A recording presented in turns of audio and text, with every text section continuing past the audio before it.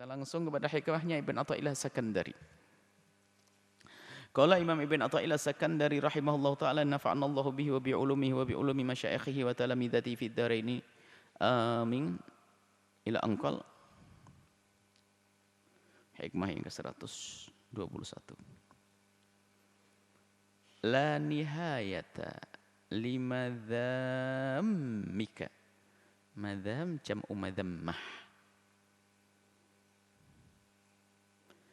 In arja'aka ilaika wala tafrugh atau tafragh wala tafrugh madaihuka madhah jamak madhah madaihuka in adhara judahu alaika la nihayata enggak berbatas artinya puncak sangat limadhamika ketercelaanmu, ketidakbaikanmu enggak ada ujungnya. Kalau in arja'aka ilaika, jika Allah tidak memberikan pertolongan kepadamu dan membiarkanmu. Wala tavrugh, dan tidak akan habis mada'ihuka, sanjungan untukmu, in adhara judahu alaika, jika Allah menampakkan kemurahannya kepadamu. Di dalam diri kita itu ada yang namanya hawa nafsu atau gharizah hawa nafsu atau sifat yang ada hubungannya dengan nafsu, hawa nafsu. Biasanya disebut dengan gharizah hayawaniyah. Seperti yang enggak beda dengan binatang. Pengen makan, pengen minum, dan seterusnya. Ini ada pada kita. Yang satu tadi ruh yang mulia, ruh yang tersucikan, atau jiwa yang tersucikan. Ini semuanya ada pada kita.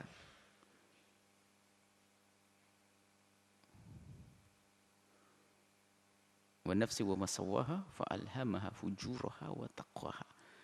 Jadi dalam diri kita ini ada ilham kebaikan dan ada pengaruh kejelekan.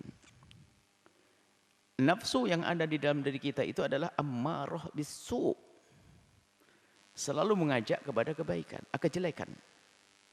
Ammarah bisu.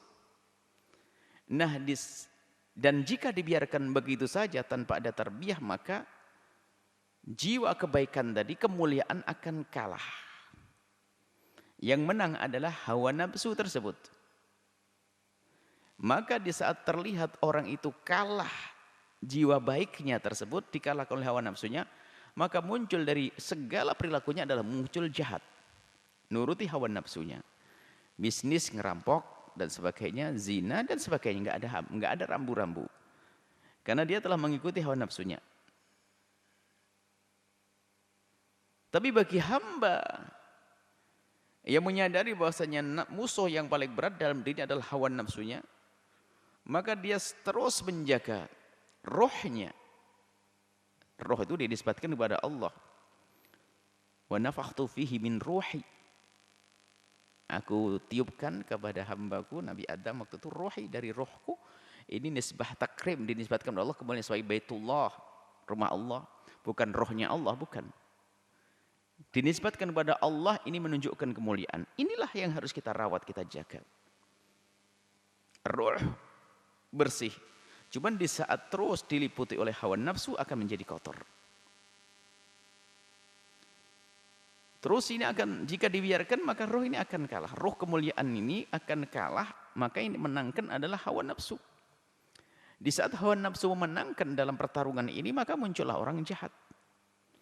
Tapi jika seseorang berusaha untuk terus melawan hawa nafsunya, sehingga akan muncul aslinya. Bisa digampangkan begini, dalam hati kita ini roh. Roh itu kayak apa? Kalau bertanya roh, yas'alunaka anir roh, bertanya tentang roh, kulir roh min amri rabbi, sudahlah. Kalau Allah mengatakan roh itu urusan Allah, jangan banyak tanya, sudah. Anda enggak akan paham. Kita percaya, selesai.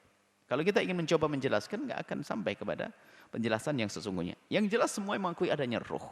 Ayam berjalan tiba-tiba disembelih mati nggak bergerak, ada orang bapaknya meninggal, ibunya, kakeknya, neneknya meninggal, rohnya nggak ada. Semuanya sudah jelas. Nggak perlu kita pengen tahu detailnya roh itu kayak apa. Karena sudah yas'alunaka anir roh, qulir roh min amri rabbi. Roh adalah urusan Tuhanku. Katakan wahai Muhammad, roh urusan Tuhanmu. Nggak boleh banyak tahu. Yang penting semuanya percaya adanya roh. Nah, hati roh yang bersih ini akan diliputi oleh hawa nafsu. Kalau hawa nafsu ini terus tidak ditundukkan, maka dia akan mengaruhi dengan pengaruh kotor. Tapi kalau sudah ditundukkan, maka ilmu tasawuf ini adalah ilmu menundukkan hawa nafsu. Yang semula hawa nafsu itu adalah ammarah bisu, selalu mengajak kepada kejelekan. Terus kita lawan. Kita curigai terus. Bahkan di saat mengajak sholat ditanya, mau apa kau ngajak sholat? Hei hawa nafsuku. Mau bersedekah untuk disanjung? Lawamah. Kalau orang sudah terus mencurigai hawa nafsunya, khairul khair fi mukhalafatil hawa. Segala kebaikan adalah kalau kita bisa melawan hawa nafsu. Setelah lawamah nanti menjadi terbiasa. Hawa nafsu ini akan terkalahkan menjadi mutmainnah. Dan memerangi hawa nafsu adalah jihad akbar. Berat. Karena nikmat, lazat, kesenangan kita dengan hawa nafsu itu, lihat. Apalagi di masa-masa muda, mulai bangkit syahwat, hawa nafsu perzinaan, hawa nafsu senang-senang laki perempuan, hawa nafsu bebas, hawa nafsu semuanya. Dan bagi mereka menikmati itu semuanya, senang sesaat. Ada lezat di situ. Makanya memerangi ini berat sekali. Sehingga waktu Nabi selesai dari perang Badar mengatakan, raja'na min jihadil asghari ila jihadil akbar. Kita kembali dari jihad kecil menuju jihad lebih gede lagi. Sahabat Nabi bingung, ini perang Badar segede ini dibilang kecil. Menuju yang lebih gede lagi, apa yang lebih gede? Jihadun nafsi, memerangi hawa nafsu sendiri. Yang dikatakan akhbath min sab'ina syaitana, lebih keji, lebih kejam daripada 70 syaitan.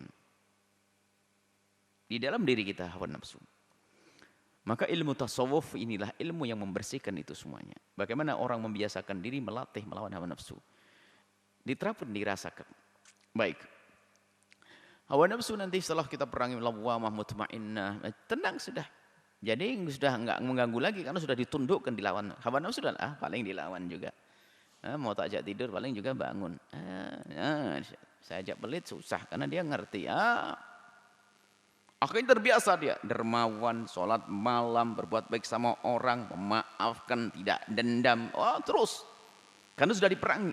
Mau dendam, hei hawa nafsu ngajari dendam? Tidak. Karena kau ngajari aku dendam, hei hawa nafsu, maka orang yang akan kau dendam itu akan aku beri hadiah. Hawa nafsu yang lawamah menjadi mutmainnah. Setelah mutmainnah menjadi nafsu radiyah. Nafsu radiyah yang nerima, nggak ada protes dengan apa yang Allah berlakukan kepadanya. Makanya orangnya tenang dalam keadaan apapun, kaya, melarat, sakit, sehat, tenang. Bahkan dalam keadaan sakit pun yang ada di lisannya adalah bersyukur, alhamdulillah. Karena jiwanya jiwa yang tenang, radiyah, rela dengan apa yang Allah berlakukan kepadanya. Hingga dia menjadi jiwa yang mardiyah, diridai oleh Allah dan inilah kemuliaan. Irji'i ila rabbiki radiyatan mardiyah. Nah, untuk melalui proses ini nggak akan mampu seorang hamba. Maka ini semuanya perlu pertolongan. Sehingga seorang hamba tidak akan bisa melakukan sebuah kebaikan kecuali mendapatkan pertolongan dari Allah. Nah, kalau sudah Allah itu memberikan pertolongan kepada seorang hamba, terjaga dia. Dan dialah kekasih Allah.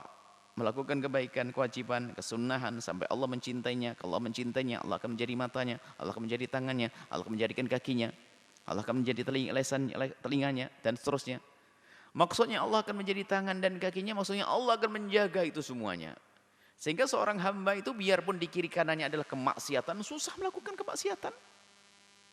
Dijaga oleh Allah. Pernah kami sampaikan ada seorang anak gadis umur 19 tahun, dia ngadep kepada kami dan menangis.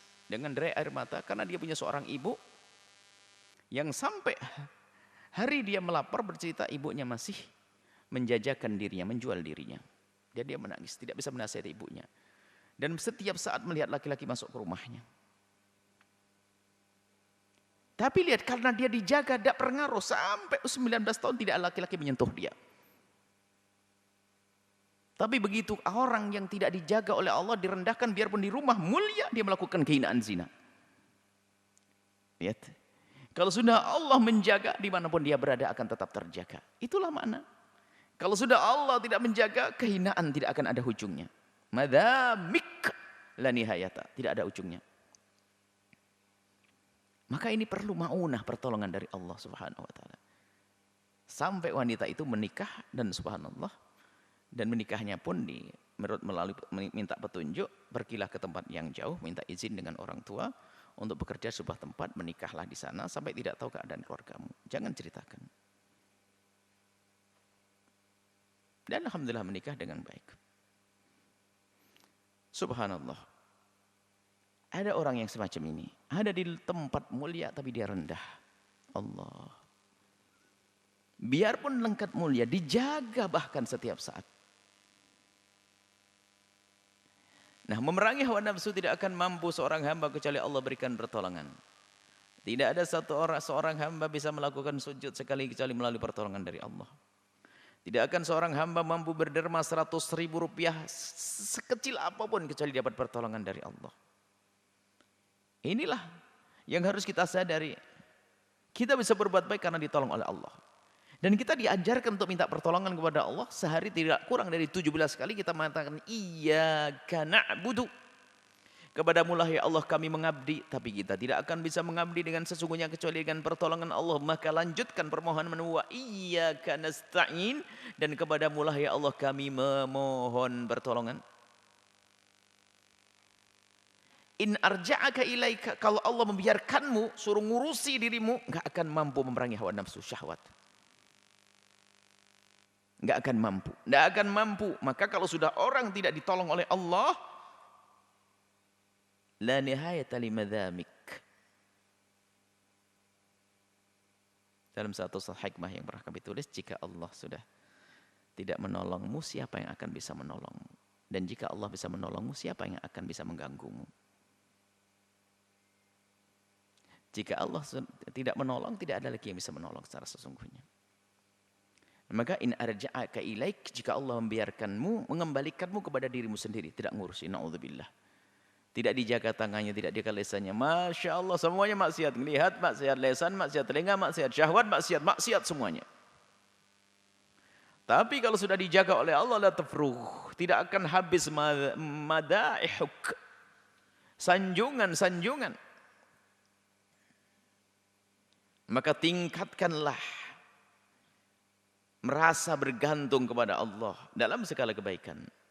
Sehingga yang dilakukan oleh para salafun salih itu kalau mereka melakukan kebaikan ini, subhanallah, melakukan kebaikan ditumpangi dengan syukur dengan kebaikan. Bisa bangun malam pagi harinya sedekah. Ya Allah, puji syukur kepadamu ya Allah. Tadi malam telah kau bangunkan aku dan aku menikmati itu ya Allah. Sekarang aku bersyukur, aku bersedekah kepada fakir miskin. Allah. Jadi kebaikan yang dilakukan ditumpangi dengan kebaikan lagi. Kebaikan yang dilakukan ditumpangi dengan kebaikan lagi. Mensyukuri nikmat kebaikan yang bisa dilakukan. Karena kebaikan yang bisa dilakukan itu karena pertolongan Allah. Tanda hamba yang dicintai oleh Allah adalah di saat dia dimudahkan untuk melakukan kebaikan tanpa direncanakan sekalipun. Dan begitu susahnya melakukan kejelekan, kemaksiatan biarpun direncanakan. Begitu sebaliknya seorang hamba yang tidak dicintai oleh Allah begitu mudahnya melakukan kejahatan biarpun tanpa direncanakan. Bahkan di saat ingin melakukan kebaikan ternyata amat susah. Biarpun direncanakan dan diupayakan. Maka bersyukurlah siapapun dari kita yang saat ini oleh Allah ditempatkan di tempat yang baik. Apakah pekerjaan yang halal, apakah keluarga yang baik, atau di tempat yang baik. Maka bersyukurlah kepada Allah. Karena kalau Allah tidak memberikan pertolongan kepada kita, enggak ada ujungnya kehinaan yang akan datang kepada kita. Begitu sebaliknya kalau kita sudah dengan Allah, Allah berikan pertolongan kepada kita, sanjungan-sanjungan tidak akan berakhir. Tidak ada batasnya. Sanjungan yang sesungguhnya adalah dari Allah. Wala tafruh, tidak akan habis mada'ihuka, sanjungan untukmu. In adhara judahu alaika, jika Allah telah menampakkan kedermawanannya kepadamu. Allah menampakkan kedermawan, sifat kasih sayang Allah memberikan. Mari kita semuanya sering dan terus menerus minta kepada Allah agar Allah mudahkan kita untuk melakukan kebaikan. Memudahkan kita untuk meninggalkan kemaksiatan. Nah ini, minta kepada Allah. Allah yang maha kasih. Bahkan siapapun yang masih berada di kubang kehinaan, jangan menikmati. Hadirkan penyesalan di hati, ngadulah kepada Allah. Yang mengangkat kita dari kehinaan juga Allah. Maka orang yang tidak akan ditolong oleh Allah adalah sombong. Biarpun orang dalam kubang kehinaan, kemaksiatan, akan tapi kalau dia ngadu kepada Allah dengan penyesalan, Allah Rahman Rahim. Beliau Allah. Seorang hamba yang selalu mengadu kepada Allah, bahkan dengan dosa-dosanya, maka Allah Arhamur Rahimin. Kami sampaikan kepada siapapun yang saat ini berada di kubang kehinaan. Mungkin Anda adalah orang yang saat ini berada di kubang kehinaan riba. Bisnis Anda sudah berjaya dengan riba. Yang tidak ditolong oleh Allah adalah orang sombong. Tapi dengan miliaran, mungkin dengan triliunan, dengan bisnis Anda yang besar yang berurusan dengan riba.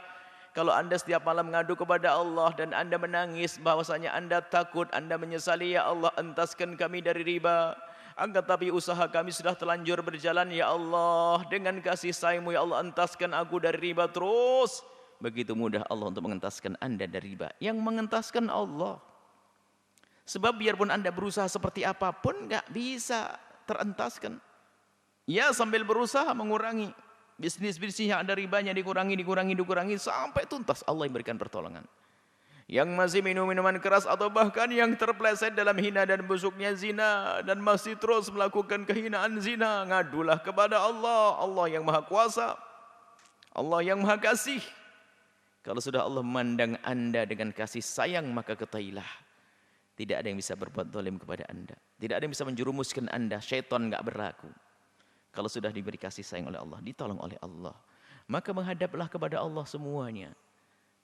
Yang saat ini dikuasai dengan kebencian, ngadulah kepada Allah, ya Allah hilangkan benci di hatiku, ya Allah, dendam di hatiku, ya Allah, ngiri di hatiku, ya Allah.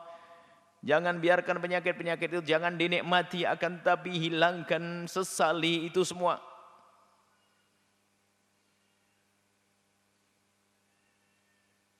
Kalau sudah Allah memberikan pertolongan, la tafruh, enggak akan habis madaihuk, sanjungan-sanjungan untukmu. In adhara judahu alaika, kalau Allah sudah menampakkan kasih sayang, kemurahannya kepadamu. Marilah kita semuanya menyadari, ya. Jangan nengok orang lain. Kita urusan dengan diri kita dulu sendiri. Yang sering bermaksiat di saat sendiri, adukan kepada Allah. Yang bermaksiat rame-rame, adukan kepada Allah. Yang bermaksiat dalam urusan anggota tubuh, ngadulah kepada Allah. Yang bermaksiat dengan urusan hartanya, ngadulah kepada Allah. Berbuat zalim kepada sesama, ngadulah kepada Allah. Mintalah pertolongan kepada Allah. Kalau sudah Allah berikan pertolongan, Anda akan menemukan kemudahan di dalam meninggalkan kemaksiatan tersebut. Dan setelah itu Anda akan tersanjung, tidak ada batasnya, hingga disanjung di rumah, disanjung di dunia, disanjung di akhirat, di surga bersama baginda Nabi Muhammad sallallahu alaihi wasallam. Wallahu a'lam bissawab.